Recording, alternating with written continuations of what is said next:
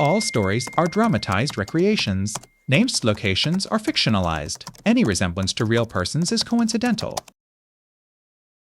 The words hung in the air of the therapist's office, too pristine, too rehearsed. Dr. Evans' room was designed to be a sanctuary, all soft beiges and gentle potted plants. But in that moment, it felt like a sterile interrogation chamber. Christopher had just finished recounting his business trip to Boston. The Getty Conference.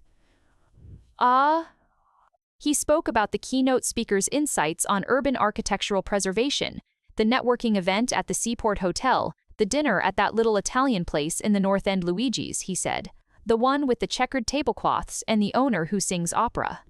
I listened, my hands folded neatly in my lap, the picture of a wife engaged in her husband's professional life.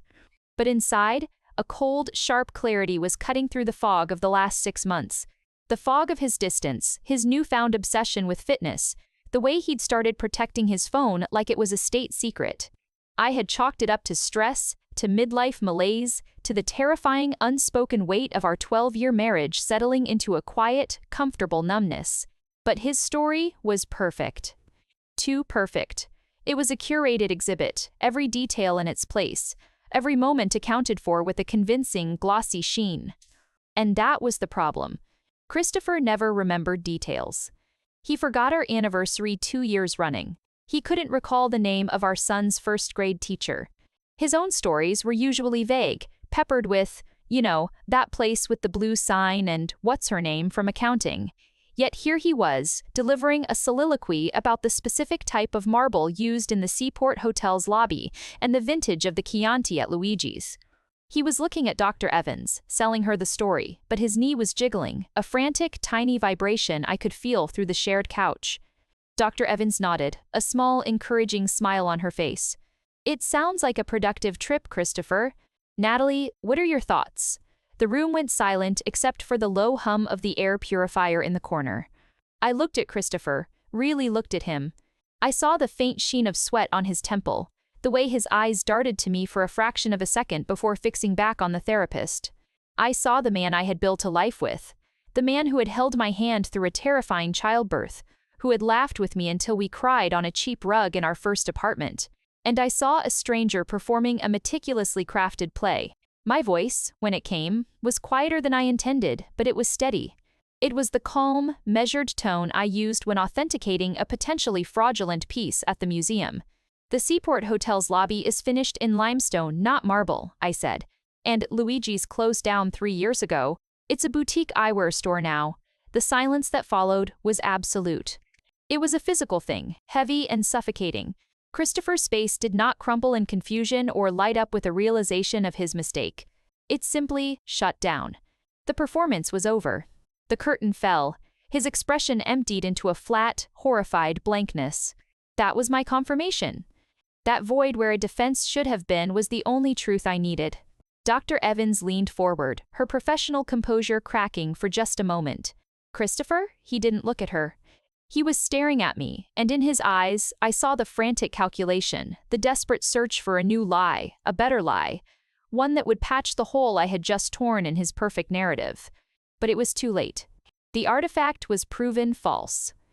The provenance was a sham.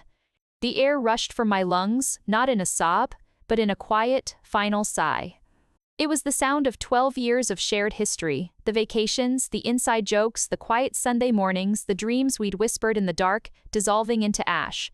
The foundation of our life together wasn't just cracked, it had been a facade all along.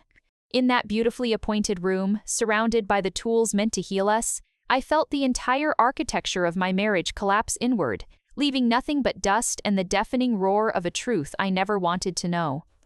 The drive home from Dr. Evans' office was a silent 23-minute eternity. Christopher kept both hands on the wheel at 10 and 2, his knuckles white. The only sound was the rhythmic thump of the turn signal and the false, cheerful voice of the GPS navigation. I stared out the window at the passing streets of our Massachusetts town, seeing nothing. The world had not ended. The sun was still shining on the red and orange leaves of October. It was a personal apocalypse, contained entirely within the 4 walls of our SUV.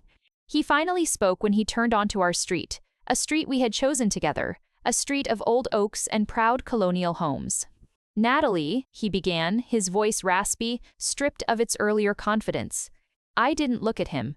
"Don't," I said, and the word was so final, so absolute, that it sucked all the oxygen out of the car. There was nothing to say. No explanation could unbreak this. His perfect, detailed lie had been the master key that unlocked every oddity, every late night, every secretive smile at his phone over the last year.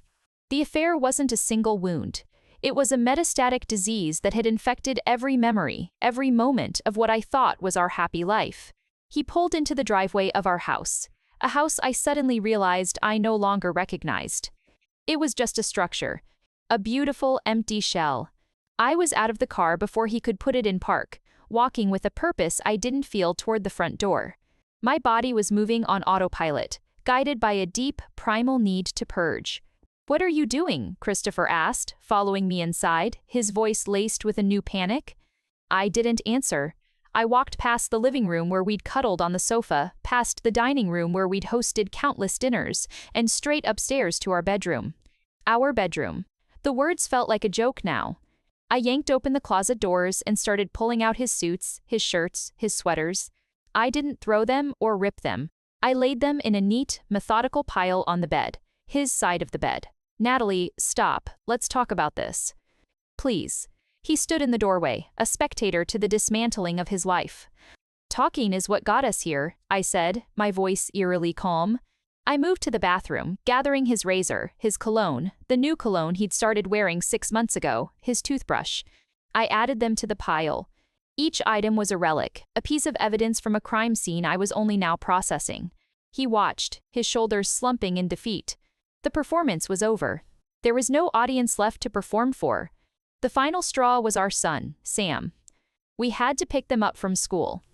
We went together, a grotesque parody of a united front, sitting in stifling silence in the car. Sam, ever perceptive for a 9-year-old, knew immediately. "Are you guys fighting?" they asked from the back seat, their small voice tight with anxiety. "Everything's okay, buddy," Christopher said, the lie so effortless it made me physically ill. At home, I made Sam a snack and helped with homework, my movements robotic. Christopher hovered, a ghost in his own home. That night, I didn't make dinner. I ordered a pizza. We ate at the kitchen island, the three of us, the silence broken only by the crunch of crust. Putting Sam to bed was agony. They asked if Daddy was sleeping in the guest room tonight. The question was so innocent, so devastating. "For a little while," I whispered, tucking the covers under their chin, my heart shattering at the confusion in their eyes. Later, I found Christopher in the living room, sitting in the dark, a single glass of whiskey in his hand. The pile of his belongings was still on the bed, an undeniable monument to his betrayal. "Who is she?" I asked from the doorway. I needed a name. I needed to make the ghost real. He sighed, a long, weary sound. "Sarah Milburn." The name landed like a punch. Sarah, his high school girlfriend. The one he'd always spoken of with a fond, nostalgic sigh. The one who had gotten away. Except she hadn't gotten away. And ID. She'd been waiting in the wings for 12 years. How long? My voice was a scrape. 8 months. 8 months. A third of a year. Birthday parties, family vacations, parent-teacher conferences. All of it layered with his deceit. I didn't cry. I felt frozen. "I want you to leave. Now." "Natalie, it's late." "Where will I go?" To Sarah. "To a hotel. I don't care." "You should have thought about that before you curated your little double life." I used the word curated deliberately, a weapon from my own profession turned against him. He looked at me then, and for the first time, I saw not a liar, but a pathetic, weak man. He finally stood, his shoulders slumped in surrender. He took a single duffel bag and began to haphazardly stuff clothes into it from the pile on the bed. He didn't look at me again. When he was done, he walked out of the bedroom, down the stairs, and out the front door. I listened for the sound of his car starting, for the crunch of tires on gravel as he drove away. The silence that descended upon the house was immense. It was the silence of aftermath. I stood in the center of our bedroom, now just my bedroom, surrounded by the remnants of his life. The bed, with its indentation on his side, seemed to mock me. This room, this house, was a museum exhibit of a marriage that had never been entirely real. And I was the curator of the ruins. My grief would not be tears. It would be a reckoning.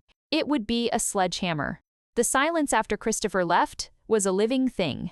It wasn't peaceful, it was heavy and accusatory, pressing down on me from the ceilings and walls of my two-big house.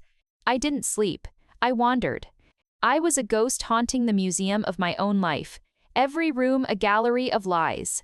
The sofa where we'd chosen a movie every Friday night. A lie. The kitchen island where he'd make coffee for both of us every morning. A lie. The framed photo on the mantel from our vacation in Maine, both of us windswept and smiling. The biggest lie of all. By 5 a.m., a strange manic energy had replaced the numbness. Grief was a passive state. I was done being passive. I stood in the center of the living room, my eyes sweeping over the carefully chosen wallpaper, the elegant drapes, the tasteful art, all selected to project an image of a perfect, cultured life. His image. Our image. It was all a curated exhibit, and I was done being the curator of someone else's fiction. I went to the garage, my footsteps echoing on the concrete. I bypassed the gardening tools and found what I was looking for in the back, behind the Christmas decorations, a heavy, rusted sledgehammer my father had given us for emergency repairs years ago. It felt shockingly solid and real in my hands. An instrument of truth. I dragged it back into the living room. I didn't hesitate. I didn't plan. I just swung. The first blow was for the lie about the Getty conference. The sledgehammer connected with the drywall next to the fireplace with a thunderous, satisfying crunch. Plume of dust filled the air. The second blow was for Luigi's, the restaurant that had been closed for 3 years. It took out a section of the wainscoting. The third was for Sarah Milburn. That one shattered a faux built-in bookshelf, sending splinters of cheap particle board flying. I was crying then, great heaving sobs that tore from a place so deep inside me I didn't know it existed. But I didn't stop swinging. I swung for every time he'd lied to my face. For every late work night, for the new cologne. For the way he'd flinched when I touched his phone. For the 8 months of my life I would never get back. Sam found me there hours later, as the pale morning light streamed through the windows, illuminating the incredible, destructive mess. I was sitting on the floor amidst the debris, the sledgehammer across my lap, covered in white dust and sweat, my tears carving clean trails through the grime on my cheeks. They didn't scream, they didn't cry. They just stood in the doorway in their dinosaur pajamas, their eyes wide, taking in the shattered living room.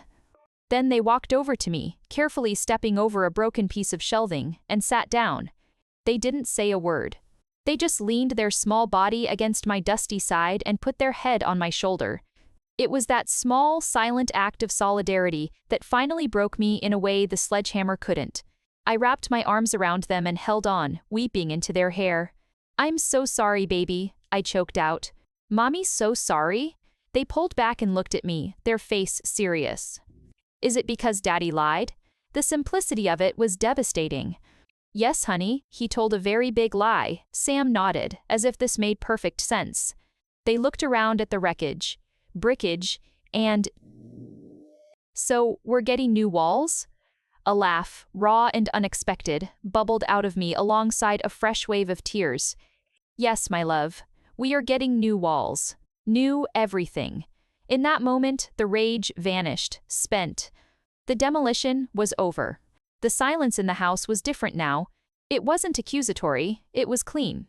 It was potential. I had torn down the old world. The terrifying, exhilarating question now was what to build in its place. The first step wasn't about building, though. It was about clearing the rubble, and I couldn't do it alone. I called my older sister, Mia. She listened in stunned silence for a full minute as I explained the affair, the therapy session, the sledgehammer. "Holy shit, Nat," she finally breathed. "I'm on my way. Don't swing at anything else until I get there." When she arrived, she didn't gasp at the destruction.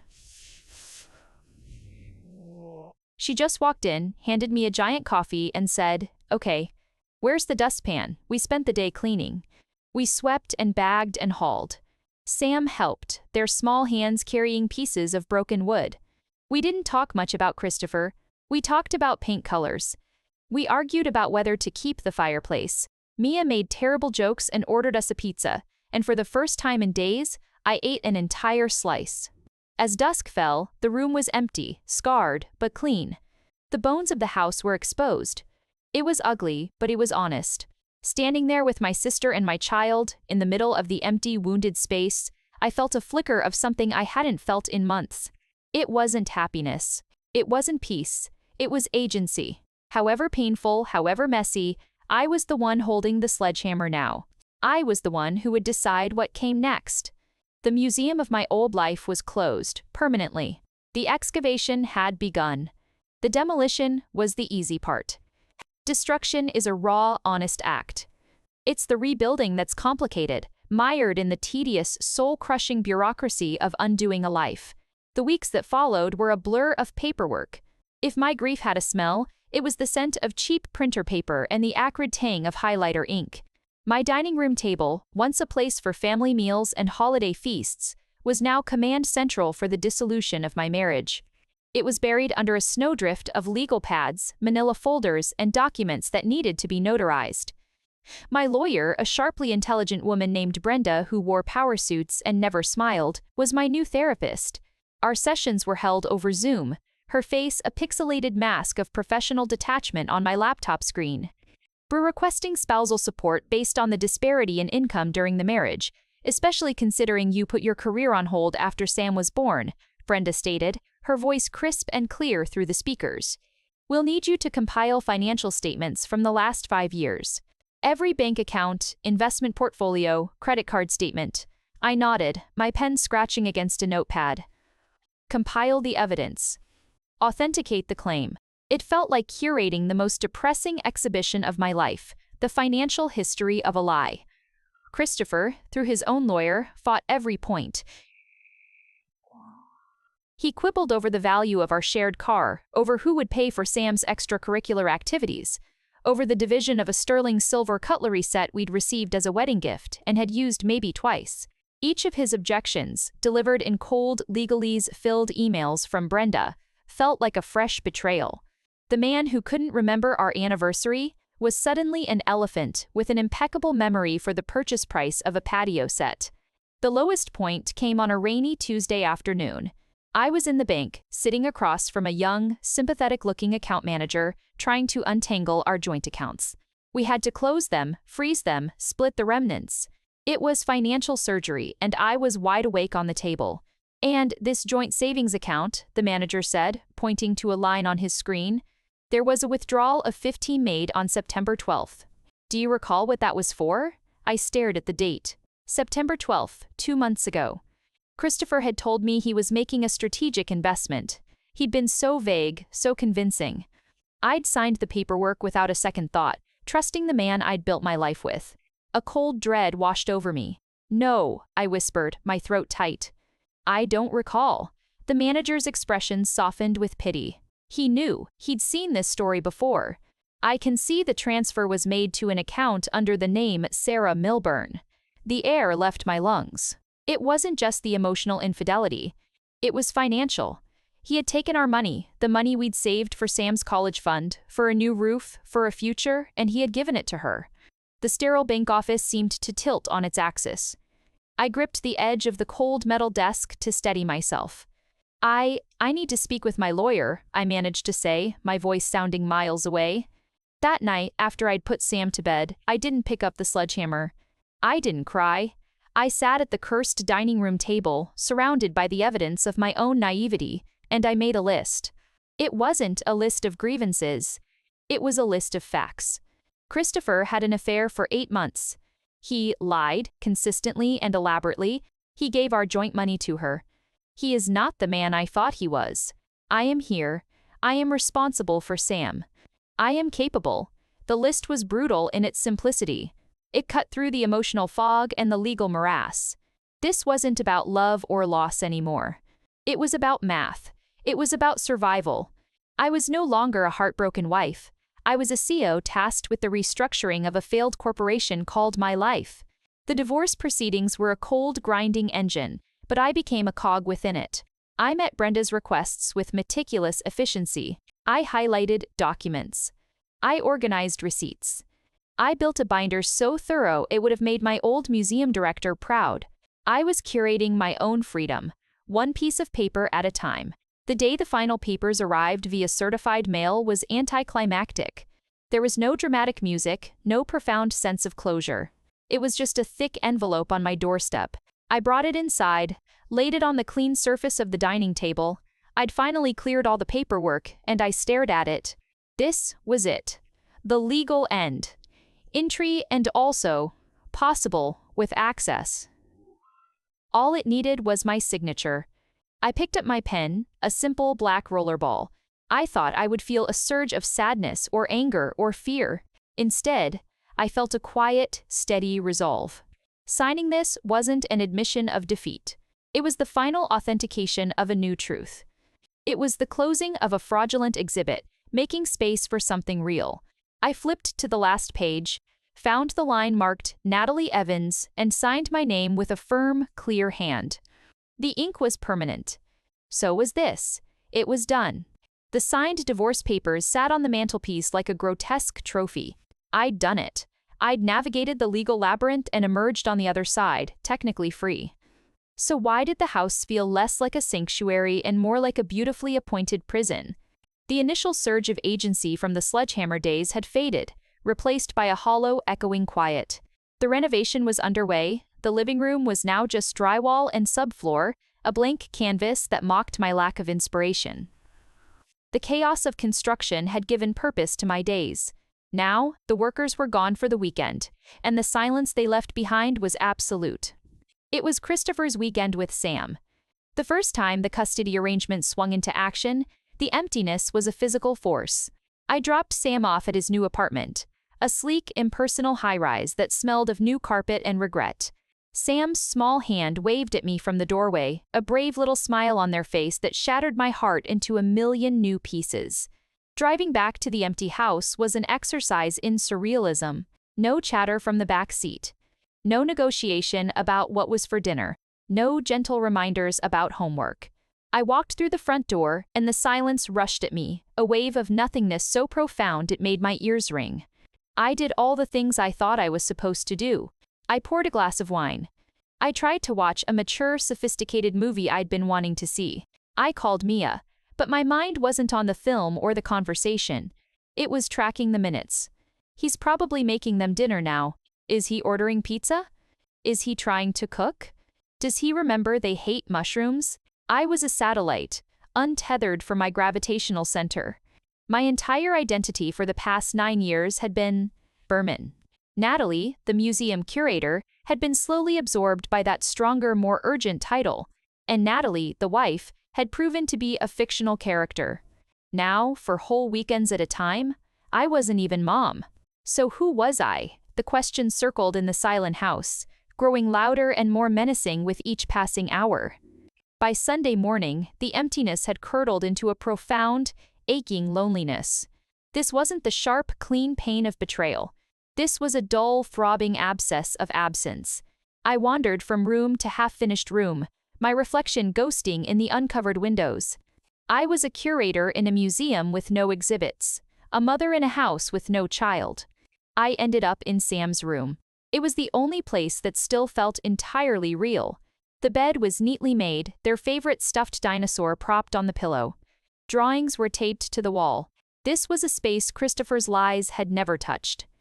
I sat on the edge of the bed, picked up the dinosaur, and held it to my chest. And for the first time since the demolition, I cried. Not the furious, destructive tears of rage, but the deep, hopeless sobs of true despair. What was I doing? Who was I becoming? A lonely woman in a broken house, holding a child's toy for comfort. I cried until I was empty, until there was nothing left but the dry, ragged heaves of my breath. I lay back on Sam's bed, in the quiet of their room, and just stared at the ceiling. The thought whispered, insidious and dark, maybe he was right to leave. Look at you. You're nothing without them. This was the bottom. This was the low point the therapy books talked about. The moment after the battle is over, when the adrenaline fades and you're left surveying the wreckage, wondering if it was worth it. My phone buzzed on the nightstand. A text from Mia, how's the solitude? Remember, this is your spa weekend. Pretend you're at a resort. A very dusty, construction-themed resort. A weak smile touched my lips. She was trying. I looked around the room again, my eyes landing on the bookshelf. There, between well-loved copies of Harry Potter and the Phantom Tollbooth, was my old camera. A Nikon DSLR I'd loved in college, before life, before Christopher, before everything. I'd let Sam use it for a school project once, and it had never made it back to my closet. I sat up, wiping my face with the back of my hand. I reached for it, the weight of it familiar and comforting in my hands. I turned it on. The battery was dead, of course. But holding it felt like grasping a lifeline. Photography. It was on my randomized list of self-development. I'd ignored it, too consumed by grief and legal battles. But now, in the utter silence, it called to me. It wasn't about building walls or tearing them down. It was about seeing. Really seeing. I found the charger, plugged it in, and watched the little light blink red. An hour later, with the camera charged and a single lens, I walked out of the house. I didn't have a plan. I just walked. And for the first time, I started to look. I noticed the intricate spiderweb glistening with dew on a barren shrub, the way the late afternoon sun hit the cracked pavement of the sidewalk, making it look like a river of gold. The defiant, joyful splash of a yellow leaf against a gray stone wall. I raised the camera. The click-whir of the shutter was the most purposeful sound I'd made all weekend. I wasn't Natalie the wife, or Natalie the divorcee, or even Natalie the mom in that moment. I was just a pair of eyes, a witness to the world's quiet, persistent beauty. It didn't fix the loneliness. It didn't fill the empty house. But for a few precious seconds, it made the emptiness feel vast and full of potential, instead of small and suffocating. I had found a way to breathe again. One frame at a time. The camera became my shield. In the weeks that followed, I carried it everywhere. It was a barrier between me and the world, a reason to observe instead of participate. When I held it to my eye, the world narrowed to a rectangle of light and shadow, composition and focus. It was a problem I could solve. It was manageable. It was quiet. My first subjects were safe, sterile, the play of light on the newly installed floorboards in the living room, the abstract patterns of peeling paint on the garden shed, the perfect geometry of a spiderweb in the corner of the window. I was like a new intern at the museum, cataloging the most mundane artifacts, afraid to touch the important pieces. Sam was my first real critic. They'd come home from school and find me uploading that day's haul to my laptop. "That's a picture of a wall, Mom," they'd say, peering over my shoulder, their tone flat and unimpressed. It's about the texture, I'd defend, but I knew they were right. It was a picture of a wall. It was empty, just like I felt. The camera also became my excuse to leave the house, to escape the lingering ghost of Christopher in every half-renovated room. I started taking walks, not with any destination in mind, but with a purpose, to find something worth capturing. I wandered through our town in a way I never had before. I'd lived here for over a decade, but I'd always been driving through it, to work, to the grocery store, to Sam's school. Now, on foot, with my camera, I was forced to slow down and see it. I noticed the fierce, vibrant graffiti tucked into a forgotten alleyway, the way the morning sun hit the stained glass windows of the old church, setting them on fire, the wrinkled, kind face of the man who ran the used bookstore, lost in thought as he sorted through a new crate of paperbacks. One Saturday, I drove Sam to their soccer game. Normally, I'd sit on the sidelines with the other parents, making small talk I didn't have the energy for, pretending I wasn't acutely aware of being the newly separated one. Today, I brought my camera. "Are you going to take pictures of the game?" Sam asked, a flicker of interest in their eyes. "I thought I might," I said. I didn't take pictures of the game. I took pictures of Sam's game. The intense concentration on their face as they dribbled the ball. The way their hair stuck to their sweaty forehead. The sheer, unadulterated joy when they accidentally scored a goal for the other team and laughed instead of cried. I captured the mud on their knees, the way their uniform was just a little too big, the proud, goofy thumbs up they gave me from across the field. That night, I scrolled through the photos. There were the usual slightly blurry action shots, but among them were these perfect, candid moments. They weren't just pictures of a kid playing soccer. They were pictures of my kid, of their spirit, their resilience, their joy. They were alive in a way my photos of walls and spiderwebs would never be. The next morning, I didn't feel the usual Sunday dread of taking Sam back to Christopher's. I felt a new anticipation. I had a project. While Sam was away, I turned the second guest bedroom, the one Christopher had never used, into a makeshift darkroom. Well, a light room. I bought a simple photo printer, stocked up on paper, and cleared a large desk. I printed the soccer photos. I printed the one of the bookseller. I printed the stained glass window. I taped them to the wall, a growing, chaotic mosaic of my new way of seeing. The room was no longer a guest room, it was a studio. It was my room. The self-development parameter had said photography, but I'd thought of it as a skill, a hobby to fill the time. I was wrong. It wasn't just something I was learning. It was changing me. It was forcing me to look for beauty, not just in grand, sweeping landscapes, but in the minute, everyday details I had been too busy or too heartbroken to notice. It was a discipline of gratitude.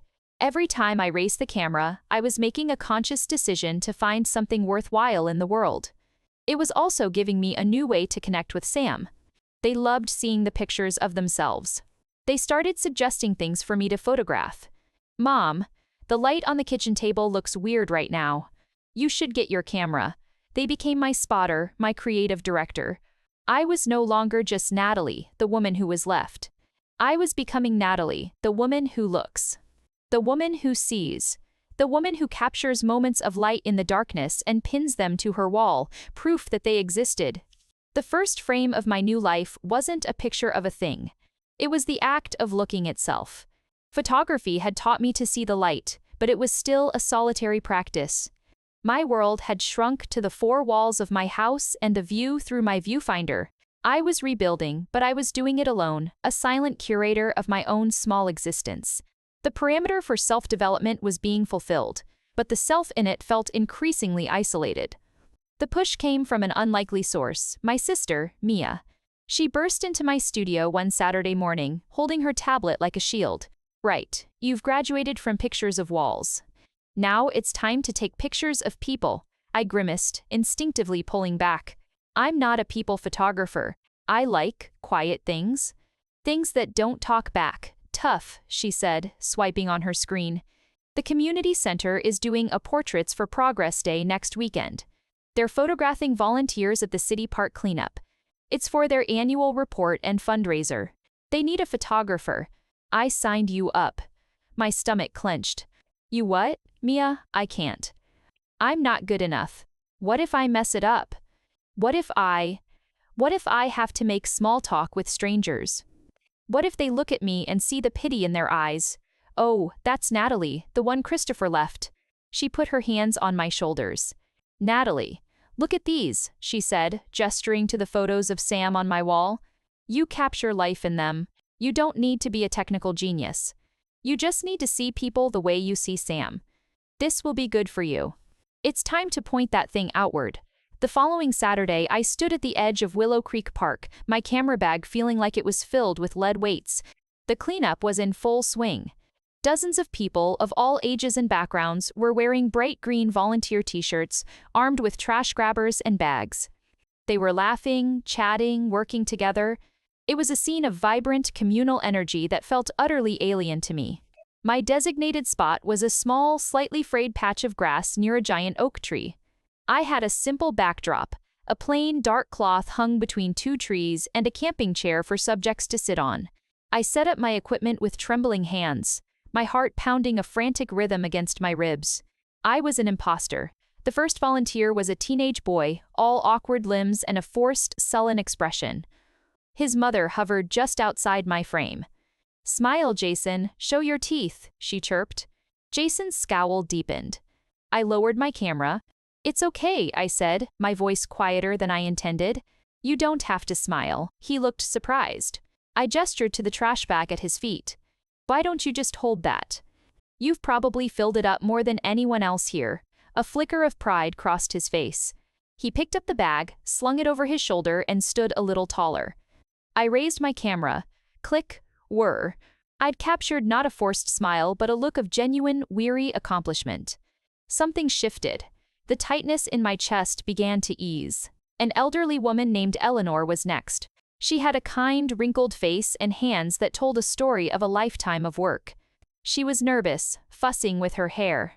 "Oh, I'm not good for pictures anymore," she demurred. "Nonsense," I said, and I found I meant it.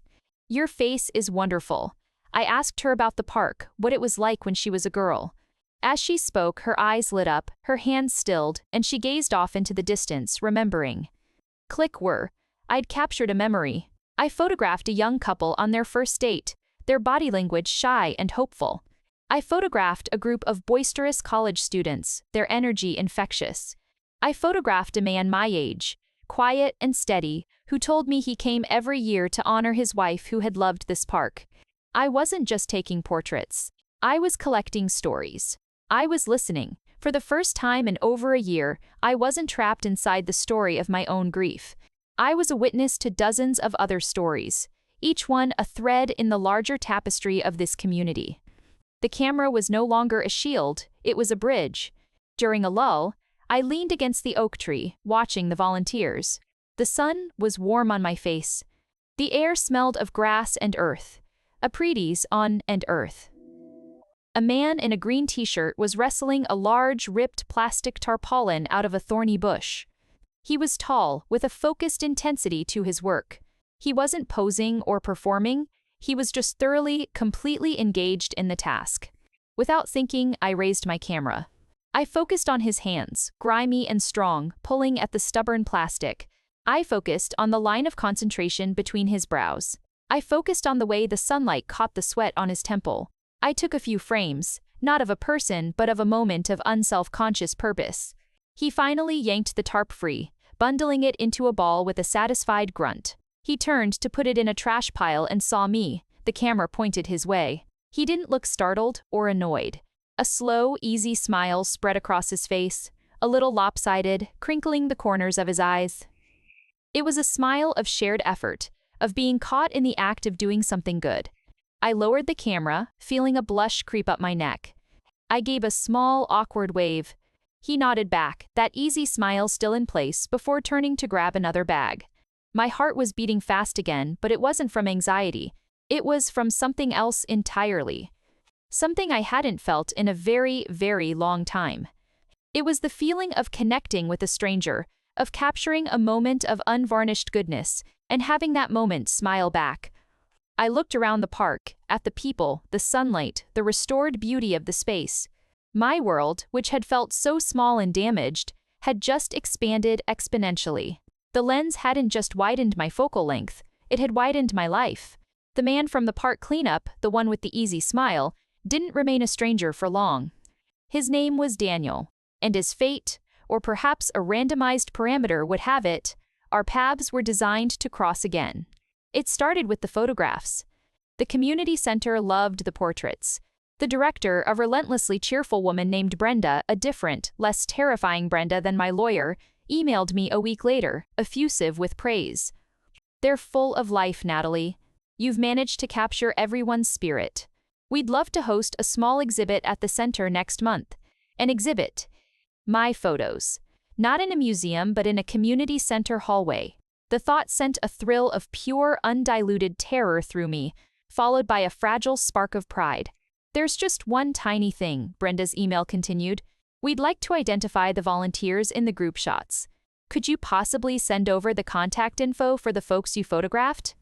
Or, if it's easier, Daniel Carter is our volunteer coordinator.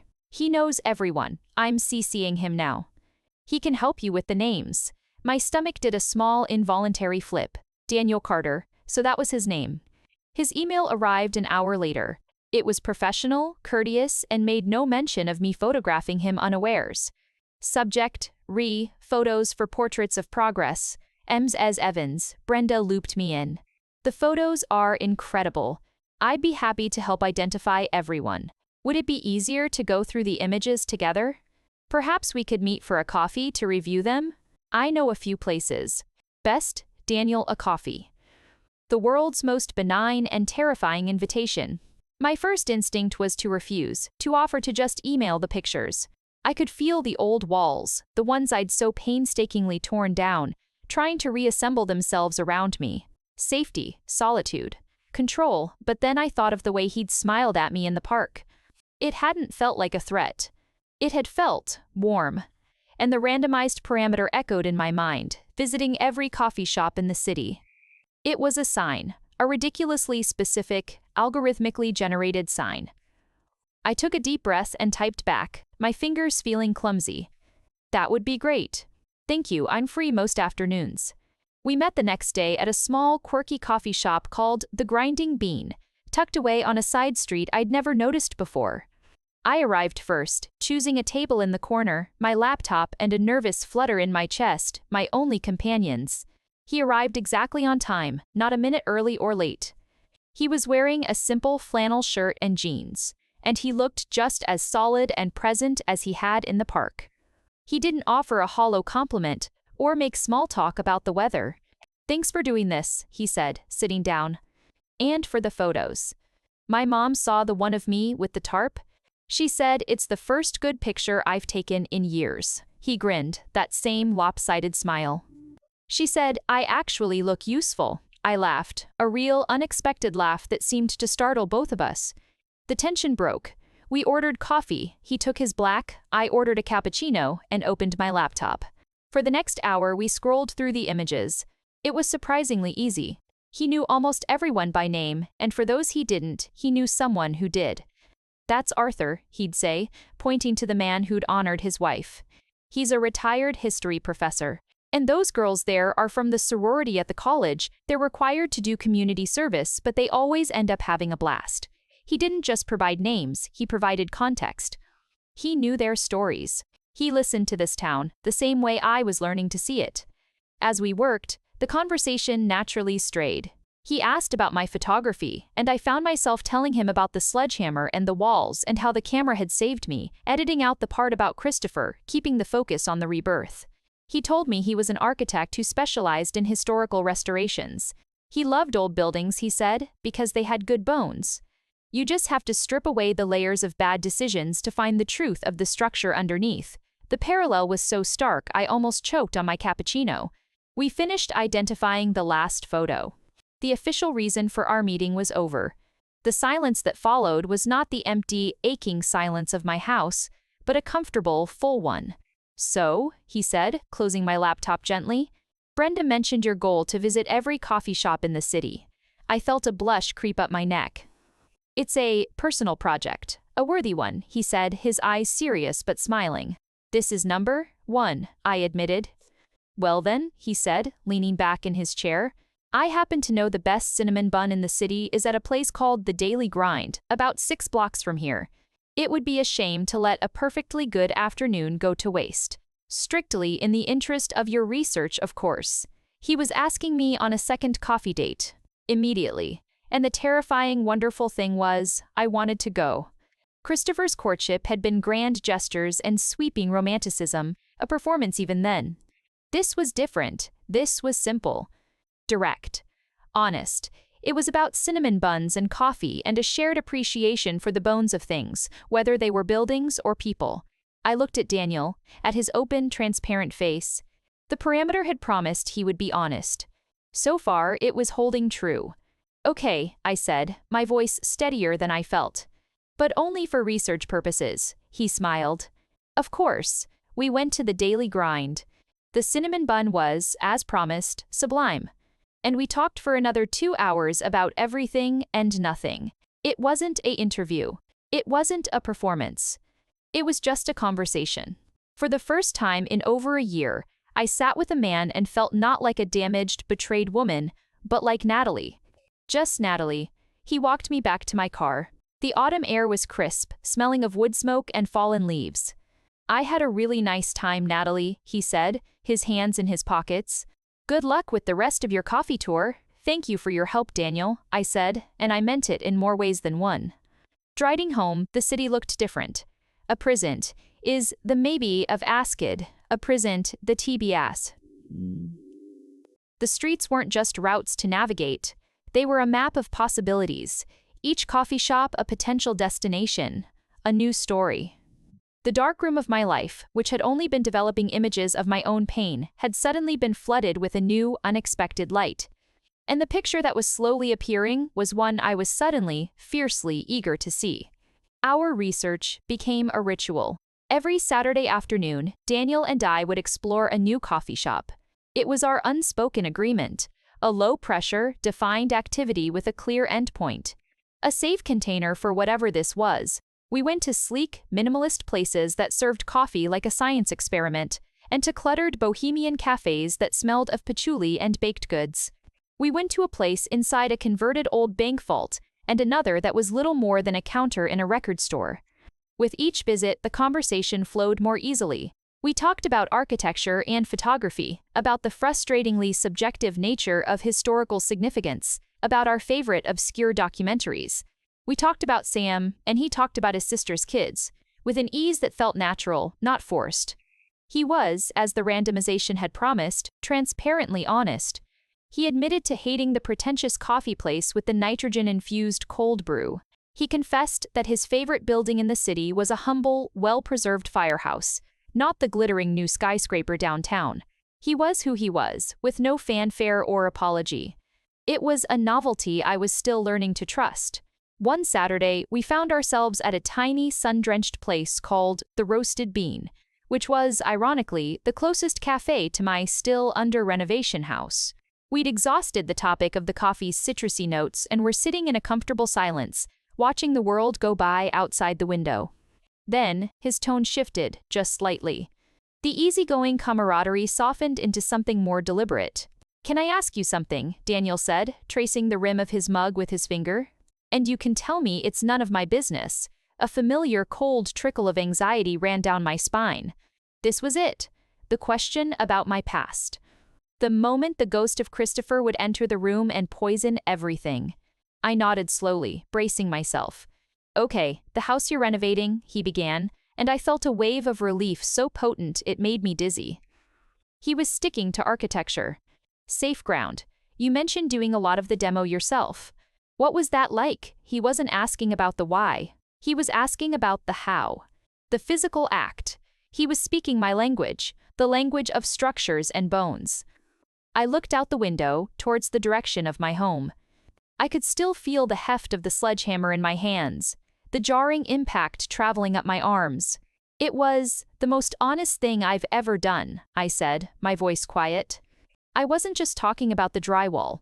There was no subtext, no hidden meaning. Swing, impact, destruction. It was pure cause and effect. I met his gaze.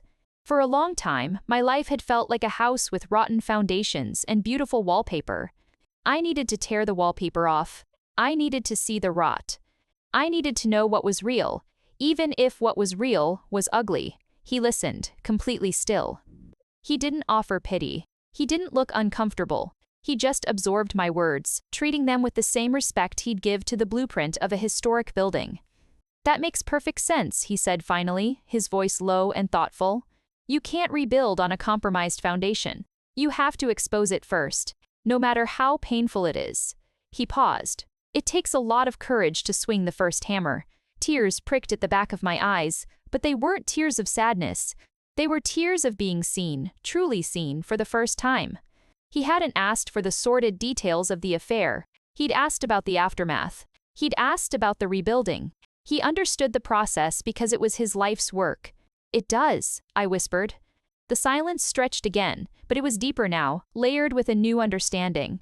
"My turn," I said, finding my courage. "Can I ask you something?" "Always," he said, his expression open. "You're so steady, so sure of things. Weren't you ever afraid? Of, I don't know, not getting it right? Of making a mistake you couldn't fix?" I was no longer just talking about buildings. He smiled a little. "All the time. Especially with old buildings. You have one chance to repair a 100-year-old piece of wood. You can't just sand away a mistake. You have to live with it, or you have to find a way to incorporate it into the new design. It becomes part of the story." He leaned forward. "The goal isn't perfection, Natalie. It's integrity, making the repairs true to the original structure and true to themselves. The scars are part of its history. They prove it survived. The scars are part of its history. They prove it survived." I looked at him, at this man who talked about integrity and history with the same quiet passion, and I felt something fundamental click into place inside me, like a keystone settling into an arch. The fear didn't vanish, but it was joined by a powerful, burgeoning hope.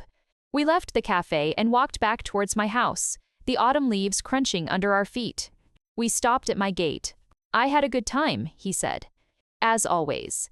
"Me too," I said, and I meant it more than I ever had. He hesitated for a moment, then reached out and took my hand. It wasn't a romantic gesture, not exactly. It was a solid, warm, grounding pressure. A connection. "The foundation is sound, Natalie," he said softly, his eyes holding mine.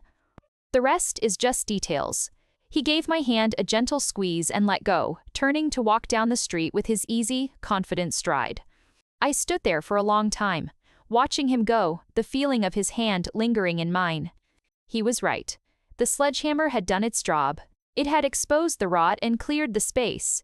The grief and the lawyers had laid a new, honest foundation. And now, standing in the crisp air with the scent of roasted coffee beans still on my clothes, I realized the framing was finally beginning. I was no longer just surviving. I was ready to build. Daniel didn't just enter my life, he folded into it, seamlessly, like he'd always been a part of the blueprint. Our coffee shop tours became a staple, but they evolved. Sam started joining us sometimes, and I watched with a heart so full it felt like it might burst as Daniel talked to them, not as a child, but as a person, asking about their favorite video game, listening intently to a complicated story about a school project. One rainy Sunday, the three of us were crammed into my kitchen. The remains of a pancake breakfast littered the counter.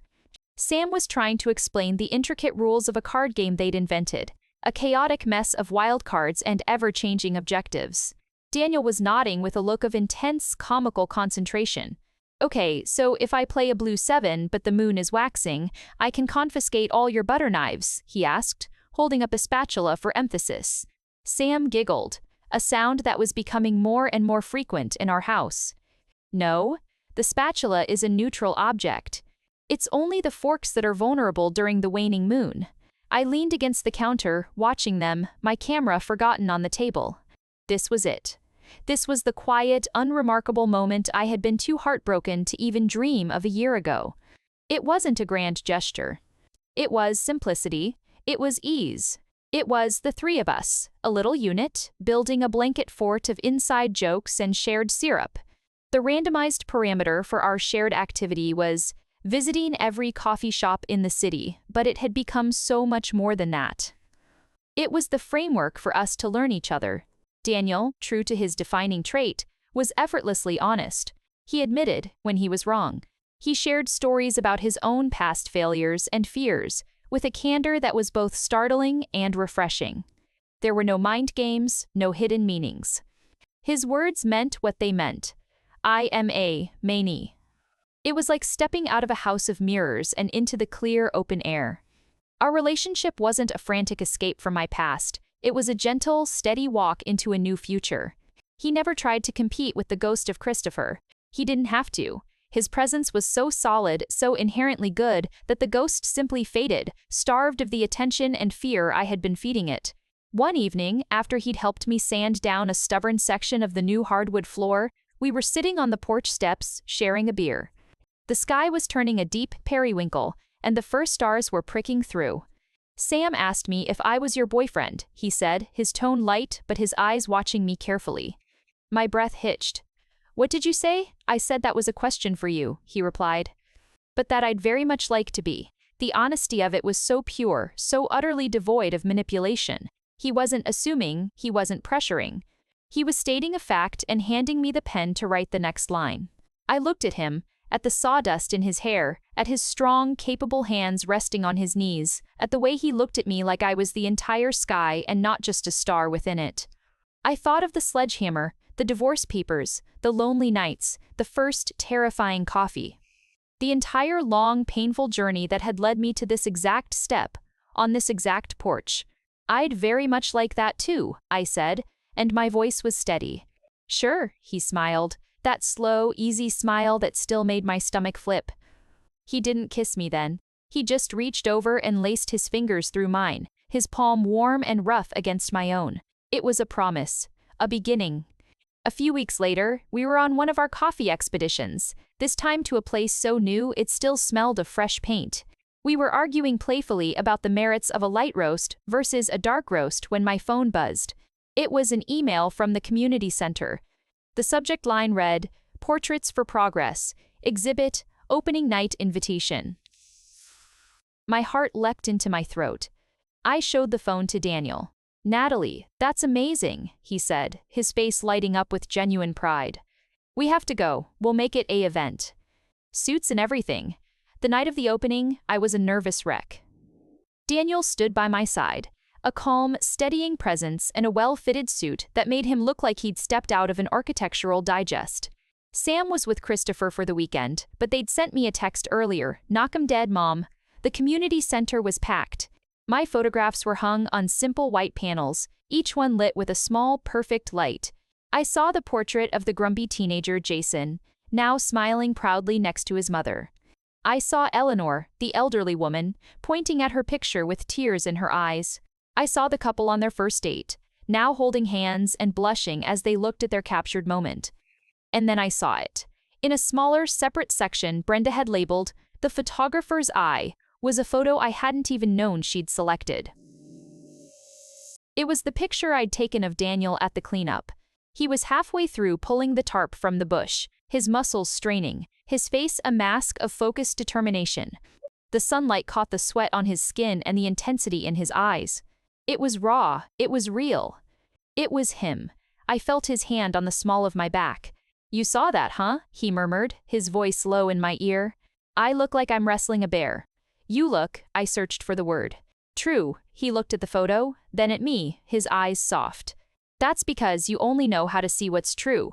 As I stood there, surrounded by the people of my town, by the stories I'd captured, with this good, honest man by my side, I felt the final piece of my new foundation settle into place. The past wasn't gone. It was a part of my history, a scar that proved I'd survived. But it no longer defined the structure of my life. I had looked through the lens of my own pain and had chosen, slowly and carefully, to adjust the focus. I had chosen to expose for the light, and the picture that was developing was more beautiful than anything I could have ever imagined. The farmhouse wasn't a dream, it was a blueprint Daniel had sketched on a napkin at our very first coffee shop, the one he'd never shown me until months later. "I always thought this old place had good bones," he'd said, pointing to the rough drawing of a dilapidated structure on the edge of town. I'd laughed it off then, thinking it was just architect's fantasy. But Daniel didn't deal in fantasy. He dealt in foundations, in load-bearing walls, in potential. And he saw potential in us long before I did. A year after the community center exhibit, we stood on the wide porch of that same farmhouse, watching a moving truck rumble down the long gravel driveway. The late afternoon sun painted the freshly painted white clapboard walls in a warm, golden light. The air smelled of cut grass and the distant, sweet scent of apple blossoms from the gnarled trees in the backyard. Sam was already racing through the empty rooms upstairs, their footsteps echoing through the house like joyful thunder. "This one's mine. No, this one," they yelled, their voice full of an excitement I hadn't heard since they were very small. I leaned back against the porch railing, Daniel's arm a warm, solid weight around my shoulders. He'd done most of the restoration work himself, painstakingly, every nail and joint a testament to his belief in building things that last. Our things were inside, still in boxes, a mix of his, mine, and ours. The ours category was growing every day. "It's real," I whispered, more to myself than to him. He squeezed my shoulder. "The foundation is solid," he reminded me, echoing his words from months ago. I checked it myself. 100 times. I smiled, looking out over the overgrown meadow that stretched out behind the house. This was our new beginning. Not an escape, but a destination we'd built together, brick by emotional brick.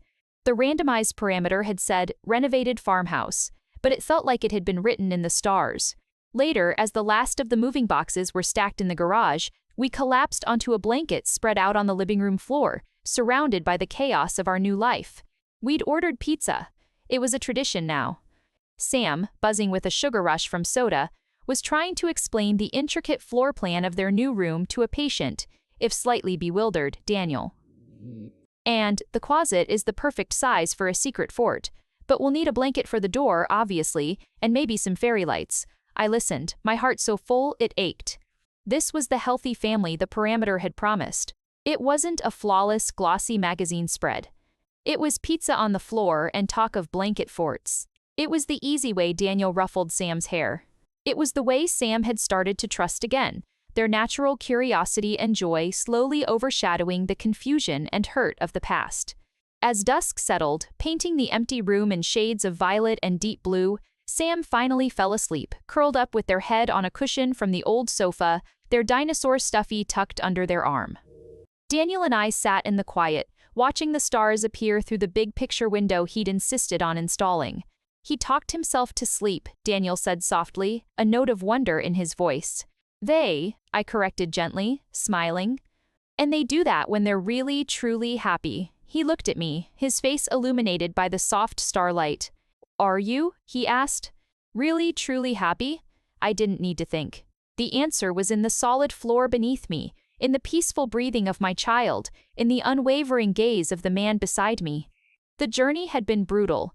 The sledgehammer, the divorce papers, the lonely nights, they were all part of my history, scars that proved my survival. But they no longer defined my landscape. Yes, I said, my voice clear and sure in the quiet room. I am. I got up and walked to a box marked Studio, Fragile. Inside, nestled among packing peanuts, was my camera. I lifted it out, feeling its familiar weight. I turned it on. The soft glow of the screen illuminated my hands.